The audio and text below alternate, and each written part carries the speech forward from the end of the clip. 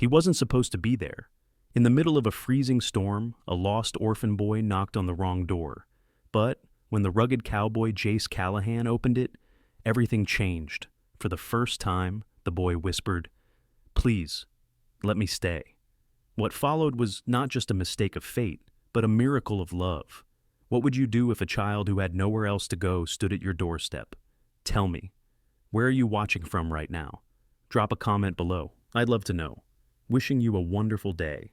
And don't forget to subscribe so you won't miss more stories of hope, courage, and second chances.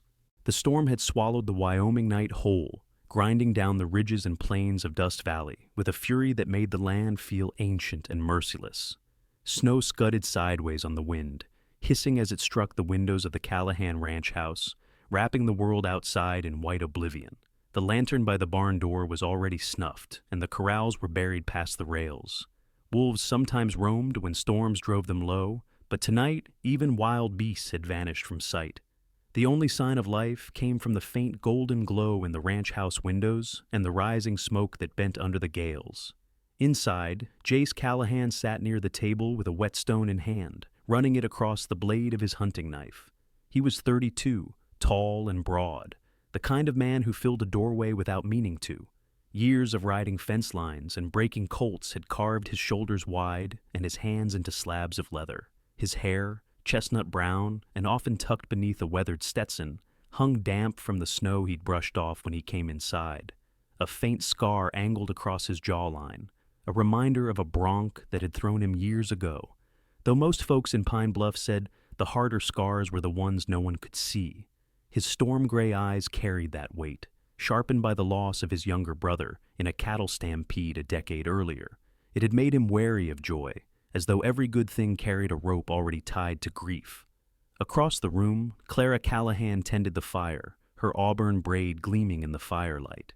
She was 28, slender, with a quiet grace that belied years of sorrow. Freckles dusted her pale cheeks, though the glow of laughter that once defined her had dimmed. 6 miscarriages had hollowed her laughter into something softer, restrained, as if she feared joy might betray her again. The townsfolk whispered about it, at the mercantile, in the pews on Sundays. Clara never confronted the gossip, but it lived in her like a thorn. Tonight she sat with sewing in her lap, trying to anchor herself in the rhythm of needle and thread, while outside the storm pressed against the walls. The silence between her and Jace wasn't cold, but it was the kind that had learned to fill itself with endurance rather than chatter. A low whinny rose from the barn outside, half muffled by wind. It was Rust, Jace's black Mustang stallion. Rust bore a ragged scar across his flank from a barbed wire accident years ago, but he was steady and strong, the sort of animal a man trusted with his life. Jace stiffened at the sound. Rust never fussed without cause. "Something spooked him," Jace muttered, sliding the knife back into its sheath. Clara lifted her eyes from the thread. "Out there? In this?" Jace rose, pulling on his heavy coat, but before his hand touched the latch, another sound carried through the howl of the storm. It wasn't a horse, nor wind. A thin whimper, almost human. Clara set her sewing aside, her breath catching.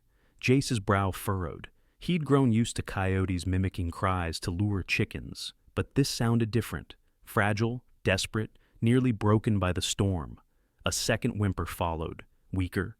Clara's hand moved instinctively to the door, but Jace reached it first, pulling it open against the force of the gale. The storm roared inside, snow spraying across the floorboards, and in its grip stood a boy. Small, no more than 7, maybe younger, with blonde hair plastered in icy clumps to his forehead. His face was chalk white, lips nearly blue. He wore boots soaked to the lining, trousers stiff with frost, and one hand was bare, red and raw against the cold. In the other, he clutched a slip of paper, its edges torn, the ink blurred into illegible stains. The boy didn't knock.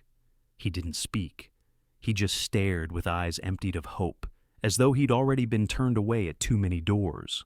For a heartbeat, Jace froze, suspicion tightening in his chest. A child? Alone? In a storm like this?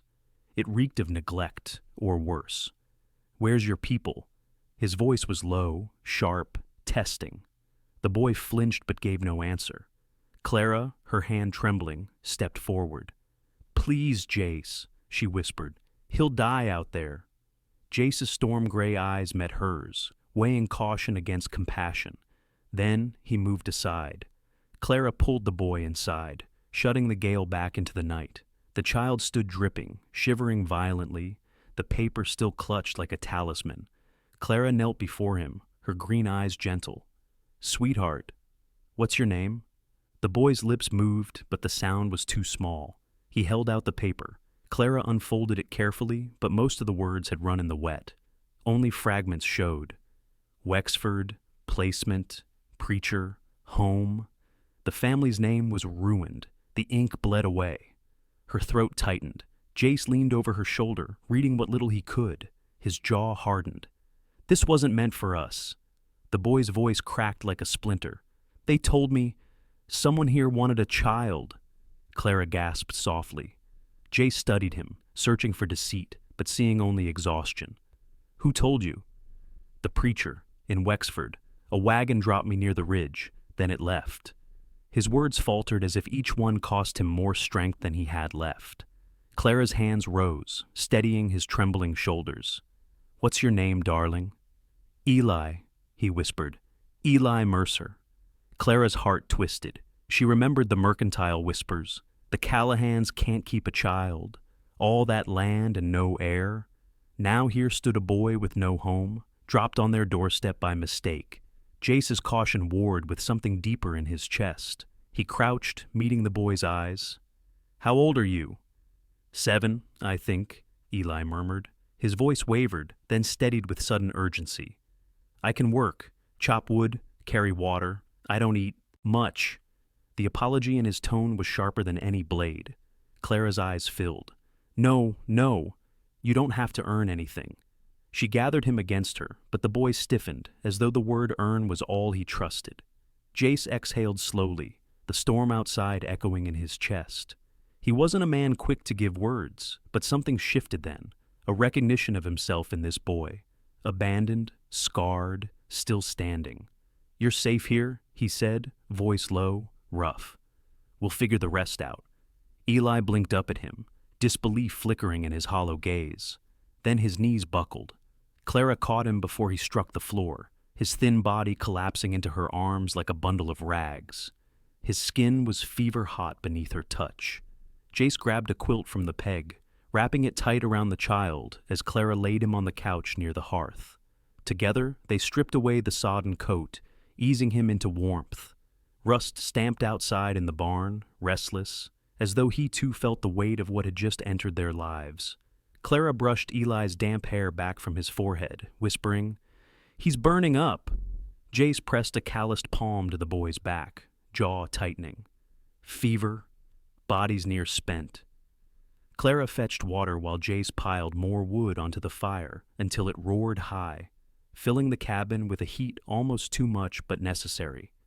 Outside, the storm screamed, rattling shutters, threatening to bury the ranch whole. Inside, for the first time in years, the silence of the Callahan house felt alive. Clara sat beside the boy, smoothing the blanket over his frail chest. Jace stood by the fire, his broad figure casting shadows on the walls. Neither spoke for a long while. Their eyes met across the glow, and in that silence lived all the things they had never said. The years of empty cradles, the rooms too quiet, the nights spent staring at ceilings with questions that never found answers. And now this boy, sent to them by mistake, yet delivered as though by something larger than chance. Clara's hand lingered on Eli's cheek, and for the first time in years, hope didn't feel like betrayal. It felt like a fragile ember in the storm. Jace's voice finally broke the quiet. "We'll get him through the night." Clara nodded, her eyes never leaving the boy's face. "And after?" Jace didn't answer right away. He looked at the child curled against the couch, the scarred Mustang shifting in the barn, the storm burying the valley. Then he met Clara's gaze. "After, we see where this road leads."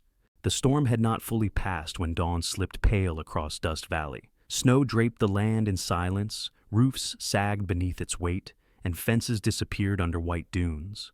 Inside the Callahan ranch house, the fire still roared, for Clara had refused to let the flames die. She had spent the night bent over the boy, dabbing his forehead with a wet cloth, her auburn braid frayed loose, green eyes glimmering with worry. Eli Mercer, 7 years old by his uncertain reckoning, lay motionless on the couch, his small body hot with fever, his breath shallow and unsteady. Jace Callahan, tall and broad-shouldered, had kept vigil too, though in his way, sitting forward in his chair, storm-gray eyes fixed on the boy, one large hand resting near the quilt, as if to anchor him to the living. Jace had known fever before. He had buried his younger brother after a stampede years ago, and the memory of helplessness still gnawed at him whenever he saw life flicker this close to being extinguished. He had told Clara the boy was strong, but it was more a prayer than certainty. The storm rattled on the shutters, but Eli stirred, a faint sound escaping his lips. His eyelids fluttered open, heavy as stone, and he glanced first at Clara, who leaned close at once. "Easy, darling," she whispered. "You're safe now." Eli swallowed, his voice raw and breaking. "Please, don't send me away. I'll work. I'll chop wood, carry water, anything." His small fingers clutched the blanket as though bargaining for permission to exist. Clara's tears spilled before she could stop them. She stroked his cheek gently. "Sweetheart, you don't have to earn love in this house." Jace crouched down, his voice low, rough but steady. "You're not a burden, Eli. You're safe here." The boy's lips trembled, his eyes wide with disbelief, as if waiting for them to take the words back. Only when his body gave way to exhaustion did his shoulders sink into the pillow, surrendering to the fragile safety of their promise. Clara pressed her lips to his temple, but her eyes met Jace's, and in them was the plea she did not voice. Don't let him slip away. Jace rose, pulling on his heavy coat. "I'll need to ride to Pine Bluff," he said. "Water and blankets aren't enough. He needs medicine." Clara's pale face tensed. "The road's still half buried." "I'll make it," Jace replied. Then, softer, he added, "I have to." He bent to press a brief kiss against her brow, a gesture rare enough that it felt like a vow, before stepping into the frozen morning. Rust, his black Mustang stallion with the scarred flank, waited at the hitching post, snorting clouds of steam into the brittle air. Jace stroked the horse's neck. "Easy, boy. We ride for him." The road was cruel. Drifts reached the horse's chest in places, and once Russ stumbled, forcing Jace to dismount and lead him through waist-deep snow until the trail cleared. Wind bit at his face like knives, his duster crusted with ice. But each time despair threatened, Jace saw again the boy's fevered face and pressed on. By midday, the town of Pine Bluff appeared, its main street lined with wooden storefronts dusted in white. Smoke curled from chimneys, and a few wagons slogged through the churned snow. Jace tied Rust outside the Silver Spur Saloon, knowing the apothecary would be closed after the storm, but trusting the saloon's barkeep, Martha Higgins, who often kept fever tonic on hand. Inside, warmth and noise hit him at once. Men crowded tables, their laughter too loud, whiskey sharp in the air. Martha, a heavy-set woman with streaks of gray in her black hair, glanced up from wiping glasses. "Jace Callahan, you don't come here mornings unless trouble's found you." "Medicine," Jace said flatly. "For fever. Strong." She nodded, crouched to fetch a tin from behind the counter. But across the room, 3 cowboys had already taken notice. Hank Doyle, bearded and broad, leaned back in his chair. Sam Whitaker, younger, wiry, a knife scar down his cheek, grinned like a fox. Beside them, Earl Benton, tall and thin, spat tobacco into the sawdust. Doyle's voice carried. "Heard tell Callahan's keeping a stray out at his ranch. Some orphan left in the snow. That true?" Sam snickered. "Bet the kid runs off before spring." "No one sticks around that place," Earl added with a lazy drawl. "Could be trouble, that boy. No telling who he belongs to. Might drag you into it, Jace." Jace turned slowly, his frame filling the saloon light. He met their eyes, gray and steady. "That boy's mine to look after," he said evenly. "That's all you need to know." Doyle laughed, uneasy, like a man who had thrown a punch and found no wound. "Don't take it sore, Callahan. Raising another man's child won't fix what you lost. The words hit harder than fists, but Jace didn't rise. He collected the tin Martha pushed across the counter, dropped his coins with a sharp clink, and tipped his hat. Best mind your own business. Without another word, he walked out, boots echoing against the boards. Behind him, the laughter dimmed, uneasy. Outside, the cold air struck like truth. Russ tossed his head, sensing the tension in his rider's chest. Jace stroked his neck. We've got better things to fight for. With that, he turned Rust back toward the valley, urging him fast across the snowy plain. At the ranch, Clara waited, eyes red-rimmed from fatigue, but bright with relief when she saw him return. She helped him from his coat as he pressed the tin into her hands. Give him small doses with water. Together, they went to Eli. The boy's eyes fluttered open, glassy but aware. Clara coaxed him to sip, holding his head gently as he swallowed. When the cup was drained, Eli sank back, whispering again, "Please, don't send me away. I'll work. I can chop wood, feed the horse." His voice faltered, breaking under the weight of fear. Clara's tears spilled freely now. "You don't need to earn anything, Eli, not with us." Jace knelt, hand steady on the boy's shoulder. "You're safe here. You're wanted." Eli's lips trembled. You want me to stay?" Clara's voice cracked as she whispered, "More than anything. Please, Eli, be our child." The fire snapped, filling the cabin with light. Outside, Russ stamped in his stall as if echoing the vow. For a long moment, time itself seemed to hold its breath. The boy's eyes glistened, then closed, not in despair this time, but in the fragile surrender of belonging. And in that silence, Jace and Clara Callahan felt something awaken in the house that had been hollow for years. It was not just the warmth of fire, but the beginning of family. The storm had loosened its grip on Dust Valley, though winter still pressed hard against the land. The ridges glistened with slow-melting ice. The creek sang faintly under sheets of frost, and the Callahan ranch stood quiet but alive, warmed from within by firelight. Eli's fever had broken, his cheeks no longer pale as wax but touched with fragile color, and though his frame remained thin under the quilt Clara wrapped around him, there was a steadiness in his breathing that had not been there before. For Jace and Clara, the house, so long hollow, felt changed, as if a small heartbeat echoed through its beams. On a gray morning, Jace pulled Eli's damp coat from the peg by the door, meaning to mend the torn sleeve, and a slip of paper fell onto the floorboards. He bent and picked it up.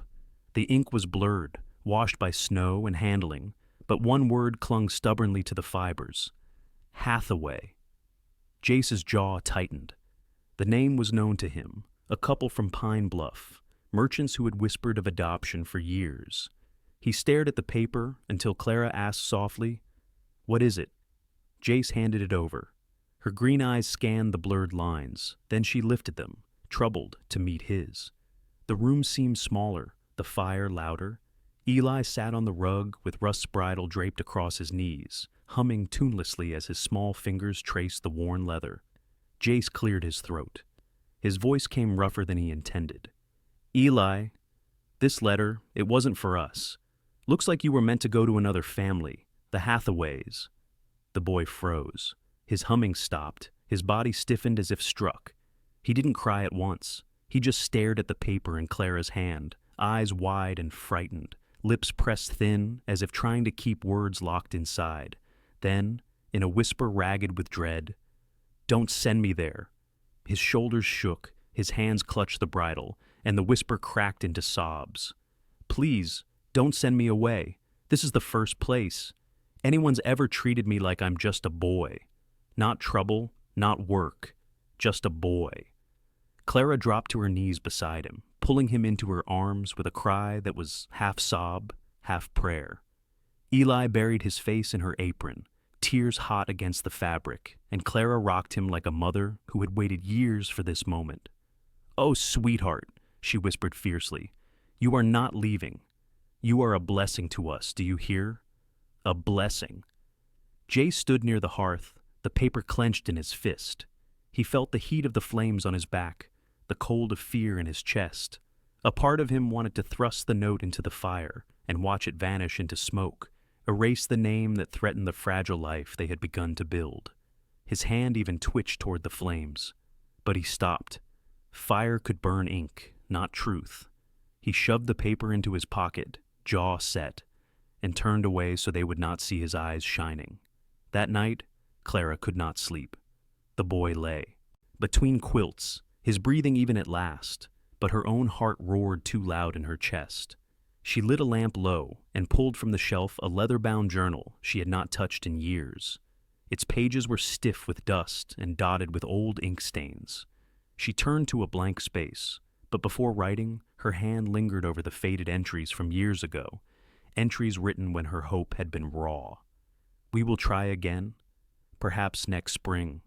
Perhaps the doctor is wrong. She closed her eyes, tears burning, then dipped the pen. Her first strokes faltered, blotted, as though the words resisted, but slowly they came. Once I begged Jace to consider adoption. After the miscarriages, after the doctor shook his head, I thought perhaps God was pointing us another way. But Jace said no. He could not bear to love, only to lose again. His fear became our silence. The house stood full of ghosts and empty rooms, and I learned to bury my prayers inside these pages. She paused, listening to Eli stir in sleep, then pressed on. Now this child has come, not through any plan, but through storm and accident. And I see Jace looking at him differently each day. The fear is still there, but something else grows against it. For me, there is no fight. My heart has already claimed him. Eli is the child I once prayed for, the answer that came years too late, and yet, perhaps exactly on time. When she set the pen down, her shoulders trembled, but she felt lighter. She closed the journal and returned to Eli's bedside, smoothing his hair until her own eyes closed at last. In the days that followed, Eli grew stronger. The cabin rang with small but steady sounds, his soft footsteps padding to the door, his laughter when Clara told him a story, his hesitant questions directed at Jace. One afternoon, he followed Jace out into the yard, still wrapped in Clara's oversized shawl, cheeks flushed red from the cold. Jace was splitting kindling, the axe rising and falling in smooth arcs. Eli watched, fascinated. "Can I try?" he asked. Jace shook his head. Too heavy, too sharp. But seeing the boy's face fall, he thought a moment, then crouched and handed Eli a short, lighter stick. "Here, grip it like this. It's not about strength, it's about where you place your hands." Eli mimicked him, small fingers fumbling, but Jace guided them gently until the boy's grip steadied. "Better?" Jace said, nodding. "Tomorrow we'll try again." Eli's eyes lit with a shy pride. "You'll show me tomorrow?" "Every day if you want," Jace replied. It was a small promise, but it was the first time Eli had asked for tomorrow and believed it would come. From the doorway, Clara watched, her heart swelling. She had seen Jace with horses, with cattle, with neighbors, always competent, always guarded. But here he was, patient, even tender, in ways she had almost forgotten he could be. She pressed her hand to her lips, not to stifle a sob, but to hold the fragile joy that threatened to spill out. Yet the folded paper with the name Hathaway still weighed on them, sitting now in Jace's coat pocket like a stone. They did not speak of it openly, but both felt its shadow. One evening, as Clara tucked Eli in, he clutched her hand and whispered, "You won't let them take me, will you?" Her throat tightened. She bent and kissed his brow. "No, darling, you're ours, and no paper can change that." From the doorway, Jace listened, his heart burning. He knew paper could change everything. He knew names written in ink could tear families apart or bind them together in law. But when he looked at the boy's fragile trust, at Clara's fierce embrace, something hardened in him. The law could write what it wished. His heart had written otherwise. That night he stood by the fire long after they had gone to bed, staring at the folded slip in his hand. He imagined it blackened to ash, imagined the name vanishing, but he placed it back in his pocket. He would not burn it. He would not run. If a reckoning came, he would meet it, because Eli was already theirs, paper or no paper. The thaw of early spring had only begun in Dust Valley, but the cold clung to the earth as if it refused to loosen its grip. Meltwater ran through the ruts of the wagon road, and the air smelled of damp cedar and smoke from the cabin chimneys scattered across the ridge. Inside the Callahan cabin, life moved with a quiet rhythm. Clara worked at the table, her hands dusted in flour as she kneaded dough with slow, steady pressure, and Eli sat near the hearth, stacking kindling into neat rows as though order itself could keep him safe. Jace was in the barn with Rust, brushing the horse's dark flank, when he caught the sound that made his hands still. Hoofbeats, heavy and measured, too precise to belong to neighbors or passing ranch hands. They carried the sound of authority. By the time Jace stepped onto the porch, wiping sawdust from his palms, Clara had already drawn Eli behind her. The boy's eyes widened at the distant riders, his fingers curling into the fabric of her dress. 2 horses crested the ridge and approached the cabin with deliberate pace. One rider was young and thin, spectacles perched firmly on his nose, his coat city-made and too clean for the valley. The other was older, his hair silvering at the temples, his posture rigid with the discipline of a man long used to command. When they dismounted, the younger unfolded a packet of papers, his voice clipped and formal as he addressed Jace. "Mr. Callahan, by authority of the Wexford Placement Board, the child currently in your home was delivered here in error. He must be remanded until the intended placement is restored." Eli's breath caught in his throat, and a thin cry escaped him as he buried his face into Clara's skirt. She bent over him, her arms encircling his frail body, as her own eyes brimmed with tears. For years she had longed for the weight of a child in her embrace, and now, with Eli trembling against her, she felt an ache both fierce and protective. Jace moved forward, planting himself firmly on the porch. He was broad-shouldered and tall, his jaw darkened by stubble, his coat worn but steady against the wind. He looked every inch the man of the frontier, shaped by long years of labor and loss, and his voice was quiet, but carried like iron across the distance. "This boy is not a parcel to be redirected. Look at him clinging to her. He chose us, and we chose him. If you mean to tear him away, you'll have to do more than wave a piece of paper." The younger man stiffened, his lips thinning. "Sir, the law does not bend for sentiment. This child was meant for another family, and the board will see him placed there." Before Jace could answer, Clara lifted her head, her face streaked with flour and tears, her voice trembling but resolute. "I have prayed for years for a child, and when I opened my door that night, I found him half frozen, barely breathing. Don't speak to me of errors. He is not an error. He is ours." The older official's gaze flicked toward the boy, still clutching Clara, then to Jace, standing firm as a wall. Something softened in his lined expression, but his words remained guarded. "We will not use force tonight, but this matter is not closed. The board requires a hearing. Consider this a postponement, not a reprieve." They mounted their horses, the younger muttering under his breath as he tucked the documents back into his satchel. As they rode away, their hooves struck the frozen ground like the ticking of a clock, a reminder that time was running against the Callahans. Inside the cabin, Clara collapsed into a chair, still cradling Eli. The boy's shoulders shook, and he whispered through tears, "Don't let them take me." She kissed his hair, murmuring, "No one will, sweetheart. Not while we draw breath." Jace knelt beside them, laying a rough hand on the boy's back, his eyes locked on the flames in the hearth, as though the fire itself were a promise he intended to keep. That night, the cabin knew little rest. Clara kept the lamp burning low, her eyes fixed on Eli's small form curled beneath the quilt. Jace sat by the fire with his rifle across his knees, not in threat, but as a man who understood that promises were sometimes kept only by resolve as hard as steel. By morning, the valley looked deceptively calm. Frost glittered on the meadow grass, and the wind carried the scent of thawing earth. But beneath the stillness, Jace felt the danger pressing in closer. He saddled Rust and rode toward Pine Bluff, the nearest town, to fetch medicine and supplies. The town hummed with its usual rhythm. Wagons rattled over the dirt street. The blacksmith's hammer rang against anvil, and shopkeepers called greetings from doorways. Yet Jace walked through it all with a heaviness in his chest, his mind still replaying the image of Eli's frightened eyes. As he left the apothecary, a familiar voice called his name. Jace Callahan. Turning, he saw Sheriff Dalton crossing the street. Dalton was in his early 50s, stocky but solid, his dark hair streaked with gray at the edges, his uniform coat clean but patched, his revolver worn from long service. His brown eyes were steady, but there was something weary in them, the mark of a man who had carried the law through too many battles of conscience. Years ago, he and Jace had ridden together in cattle drives, sharing bread and bullets in equal measure, before life's burdens drove them apart. "Dalton," Jace said, his voice low. The sheriff stepped close, lowering his voice so the townsfolk wouldn't overhear. "I heard Wexford's men came out your way. They don't ride that far unless they intend to claim what they believe is theirs." Jace's jaw set hard. "The boy stays with us." Dalton's eyes softened for a moment, but his voice stayed firm. "I don't doubt your heart, Jace.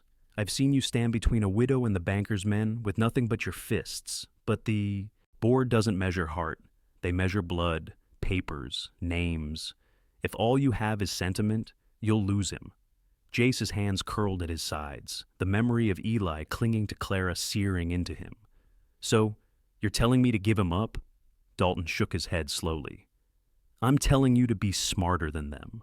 Find the boy's past. Find proof of who he is. Without it, the law won't stand in your corner. I'll help where I can, but there's only so much I can do from behind this badge." For a moment, silence hung between them, filled with the weight of old friendship and hard truth. Dalton placed a hand on Jace's shoulder, the gesture both steadying and sorrowful. "That boy deserves more than a fight, Jace. He deserves a future no one can take away." Jace nodded, his voice rough. "Then we'll find it, whatever it takes." When he returned to the cabin that evening, the light was dimming, painting the sky in strokes of violet and gold. Clara met him at the door, her eyes searching his face for answers he could not yet give. Eli sat by the fire, hugging his knees, looking up with a question too heavy for a child. "They'll come again," Jace said, setting his hat on the table. "And when they do, we'll need more than our hearts to keep him." His gaze shifted between Clara and the boy. "Dalton's right. We have to uncover Eli's story, piece by piece. It may be the only shield strong enough to hold." Clara reached for Eli's hand, her fingers trembling as she clasped his small palm in hers. "Then we'll search together," she whispered. The boy's lips parted, and though fear still lingered in his eyes, a glimmer of hope stirred there too. That night, the three of them sat by the fire in silence, the shadow of Wexford pressing at their walls. But within the cabin, a vow had been formed. They would not surrender Eli to error and ink. They would fight with truth, with memory, and with love, until the boy's place with them could never again be questioned. The morning after the officials from Wexford rode away, the Callahan cabin seemed to breathe in uneasy silence. The threat of losing Eli lingered in every creak of the floorboards, every gust of wind against the shutters, but beneath that worry, there was also a quiet determination, a sense that the boy was no longer a guest, but blood of their blood in spirit, if not by law. Clara moved through her kitchen duties with a tender watchfulness, and Jace busied himself with chores outside, though his eyes often drifted to the small figure stacking kindling by the porch. Eli was changing. His shoulders no longer curled inward as if expecting to be struck. His laughter, once rare, now rose like a bird startled into flight. That afternoon, Jace returned from the town with more than supplies. Sheriff Dalton had passed him an old file, yellowed with dust, pulled from the back of a drawer where forgotten cases lay. Inside was a missing persons notice from nearly 4 years earlier, stamped with the seal of Pine Bluff County. It spoke of a fire near Miller's Crossing that had claimed the life of a young woman, Leona Mercer, and left questions about her small son, Elias, who was never found. Jace turned the paper over in his hands, the image of a crude sketch staring back at him, and he felt the weight of it settle like iron in his chest. That evening he laid the file before Clara, and she read the words aloud, her voice trembling. Eli listened, his brow furrowed, his hands twisting in his lap. "Do you think it could be me?" he whispered, and the question was both fearful and hopeful. Jace's jaw tightened. "We'll find out," he said, "but we won't let anyone take you without truth." So, the next morning, with Rust hitched to the wagon, they set out for Miller's Crossing. Clara wrapped Eli in a wool coat, far too big for his narrow frame, and Jace kept a steady hand on the reins as the road stretched ahead. The land grew barer as they approached, ridges scorched by old fires, the wind carrying the faint, acrid tang of char, even after so many years. By late afternoon, they reached a clearing where a homestead had once stood. The place was nothing more than ruins now. A chimney jutted against the gray sky, blackened and cracked.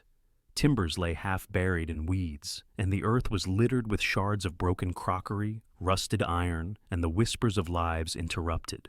Clara stepped down carefully, her boots crunching on brittle grass, her heart thudding at the weight of what they might find.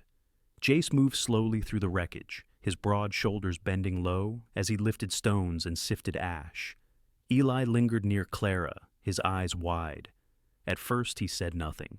Then, as the wind shifted, carrying a faint smoky scent from the old hearth, he pressed closer to her side. "It feels like I've smelled this before," he murmured. Clara knelt beside him, brushing his hair back gently. "Sometimes memory hides in the smallest things," she said softly.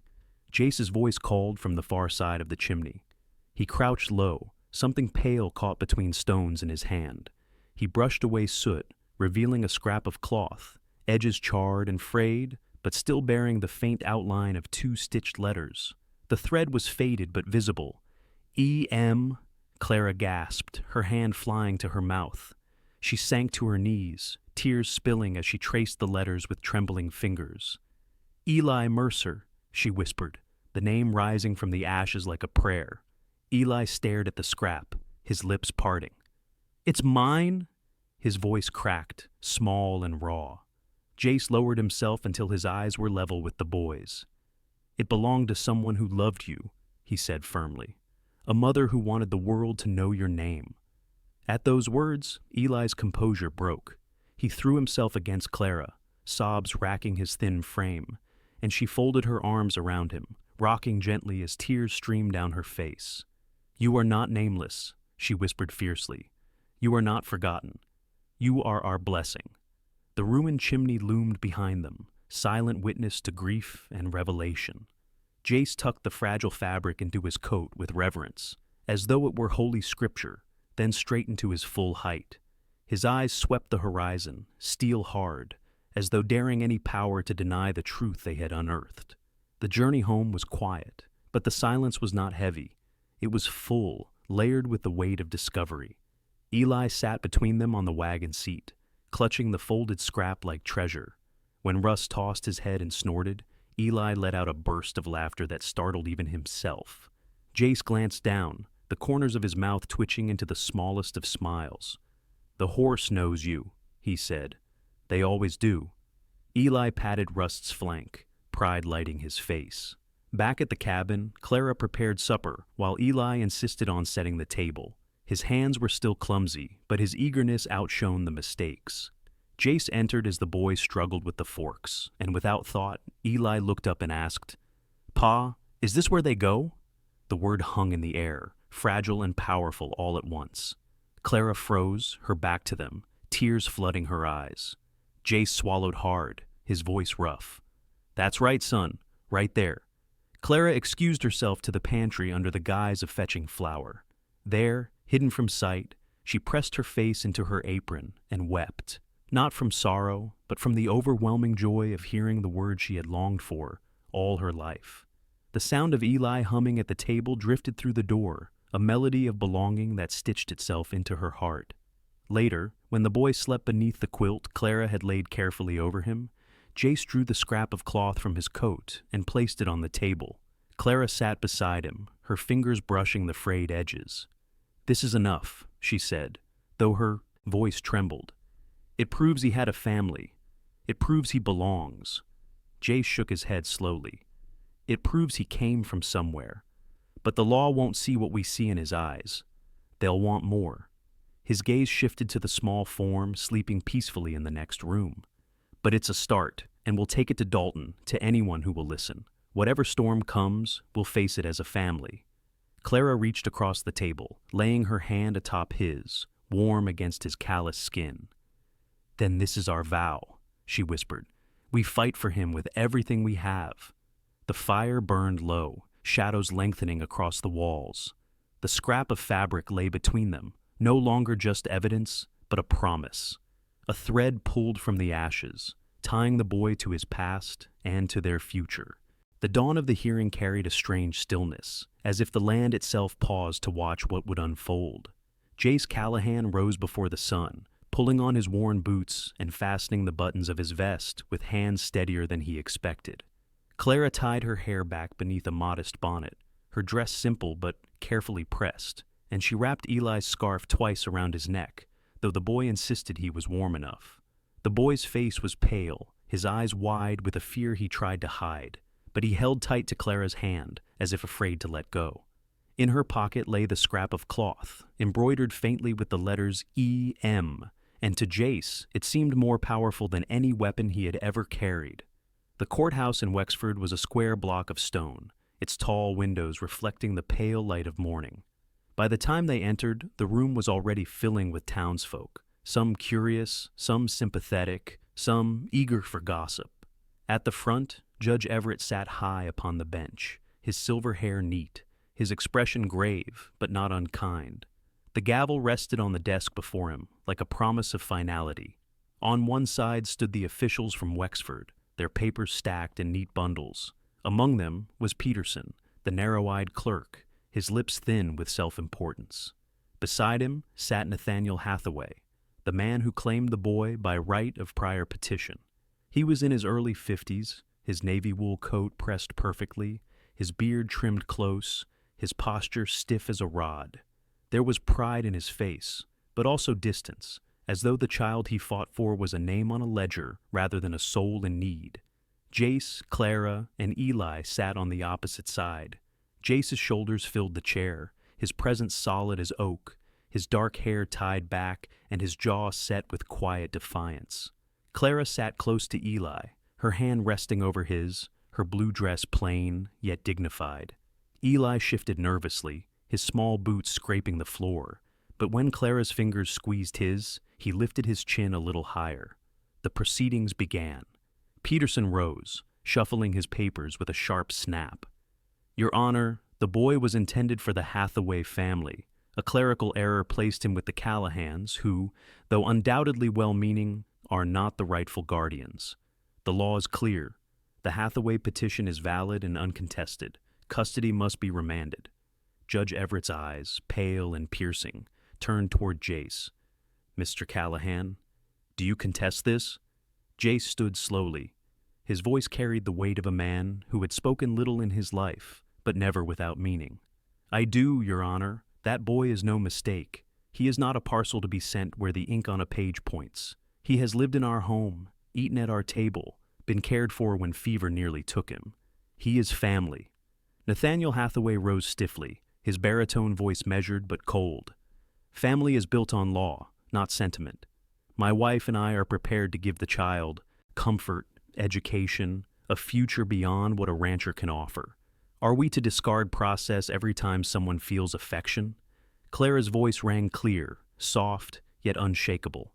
Process did not hold him through the night when he cried in his sleep. Process did not wipe the fever from his brow. We did. He is not a petition. He is a child. A murmur rippled through the gallery. Judge Everett lifted his hand for silence, then leaned forward. "The court will hear the child's voice." His eyes rested on Eli. "Elias, do you understand what we are here to decide?" Eli's throat bobbed. Clara brushed a hand over his sleeve and nodded gently. Slowly, the boy rose from his chair, stepping toward the center of the room. He looked impossibly small in the cavernous chamber, the weight of a dozen stairs pressing on his shoulders. His voice trembled at first. "They said I was supposed to go to the Hathaways, but I want to stay with the Callahans." His eyes darted to Jace, then to Clara. "Because they see me. Because when I was sick, they stayed. When I dropped things, when I asked too many questions, when I was scared, they didn't send me away. They stayed." He took a shaky breath, then whispered with sudden strength, "I want to be their son. Please let me stay." For a moment, the room was utterly still. Even Peterson faltered, his mouth opening, then closing again. Hathaway shifted uneasily, his proud shoulders sinking a fraction. Clara pressed both hands to her lips as tears spilled down, and Jace's eyes glistened, though his face remained firm. Judge Everett broke the silence. The boy has spoken, and this court does not deal in children as though they were cattle to be traded. We must weigh law, yes, but law without humanity is ash. He motioned with one hand. Present your evidence. Jace stepped forward and placed the embroidered scrap of cloth on the table. We found this in the ruins near Vinton. E.M. Elias Mercer. The boy is not without name or kin. He had a mother, Leona Mercer, who perished in a fire. This proves he is not a child of no one. He has a past, and now, if you allow it, a future. A murmur rose again. Judge Everett studied the cloth for a long moment, his gray eyes flickering with thought. Then he turned back to Eli. You said you wish to stay. Do you understand what adoption means? That the Callahans would be your parents, with all rights and responsibilities?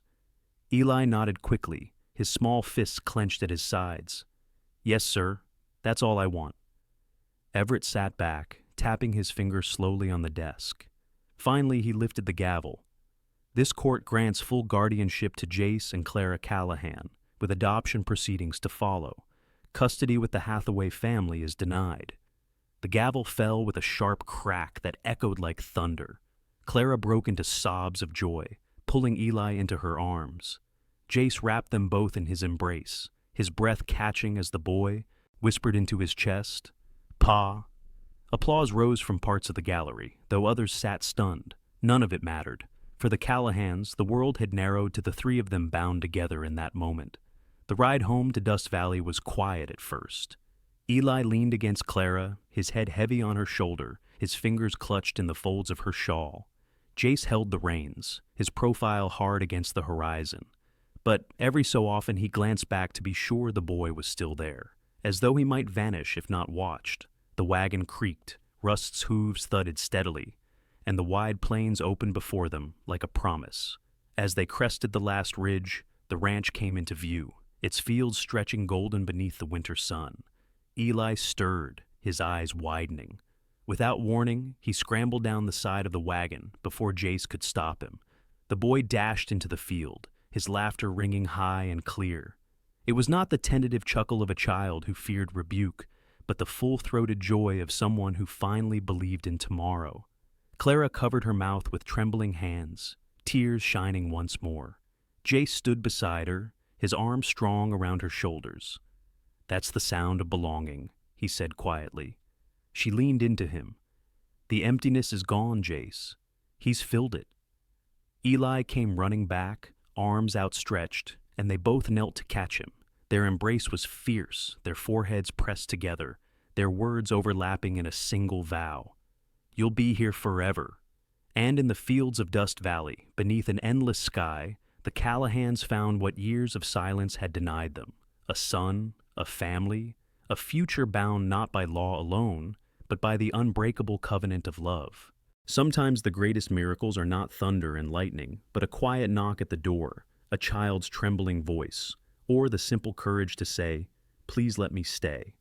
This story reminds us that God works through ordinary moments, turning mistakes into blessings and strangers into family. In our daily lives, when we choose compassion over judgment, when we open our hearts instead of closing our doors, we may be carrying out His plan in ways we cannot yet see. If this story touched your heart, I invite you to share it with someone who needs hope today. Leave a comment below with your thoughts. And if you believe in the miracle of God's timing, write Amen in the comments. Do not forget to subscribe to the channel so you will not miss more stories of faith, love, and second chances. May the Lord bless you and your family with peace, strength, and everlasting grace.